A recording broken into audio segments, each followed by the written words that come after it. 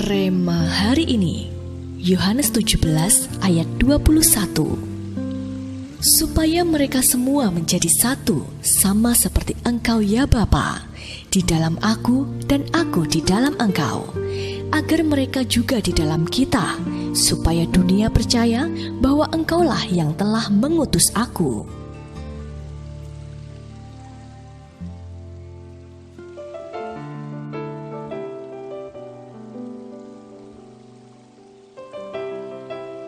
Salah satu contoh perubahan hidup yang paling mencolok setelah kepenuhan Roh Kudus dapat kita pelajari dari Rasul Paulus. Dahulu ia bernama Saulus. Ia terlahir sebagai bangsa Yahudi dan tumbuh sebagai seorang ahli Taurat. Setelah berjumpa dengan Yesus, ia pun berkomitmen untuk mengabdikan seluruh hidupnya bagi Tuhan. Selama melayani Tuhan, Rasul Paulus bukanlah orang yang mengedepankan pemikiran dan kehendak pribadinya, melainkan hidupnya sepenuhnya dalam kendali Roh Kudus. Ia berkesimpulan bahwa apa yang dahulu merupakan keuntungan baginya, sekarang ia anggap rugi karena Kristus. Hal itu karena segala hal yang kita kehendaki, jika bukan muncul dari Roh Kudus, pada akhirnya akan sia-sia dan merugikan kita. Ya, pikiran dan kehendak kita tanpa Roh Kudus sangatlah terbatas. Contoh sederhananya, saat kita disakiti, seringkali kita merasa emosi dan ingin membalas kejahatan orang itu. Namun kalau kita penuh dengan Roh Kudus, maka kehendak Roh Allah lah yang akan mendominasi pikiran dan langkah kita. Sehingga sekalipun kita tidak mampu melepaskan pengampunan kepada orang tersebut, kita akan diberi kekuatan untuk mengampuninya.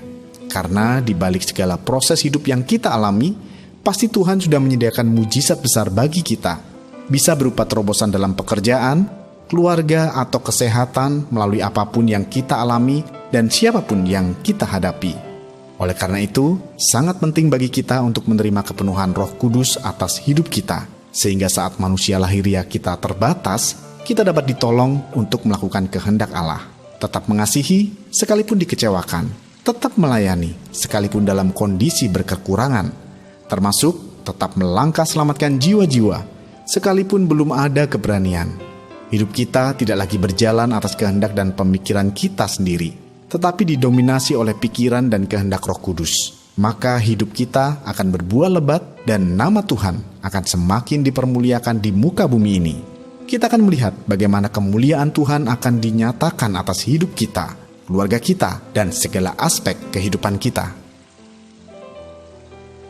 Seberapa pentingkah hidup yang didominasi oleh pikiran dan kehendak Tuhan bagi Anda? Mengapa demikian? Menurut Anda, mengapa kepenuhan Roh Kudus dapat membuat hidup kita didominasi oleh Roh Kudus?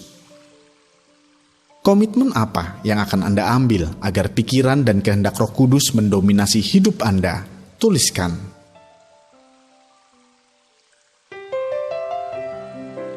Allah Roh Kudus, urapi kami sehingga hidup kami penuh dengan hadirat-Mu.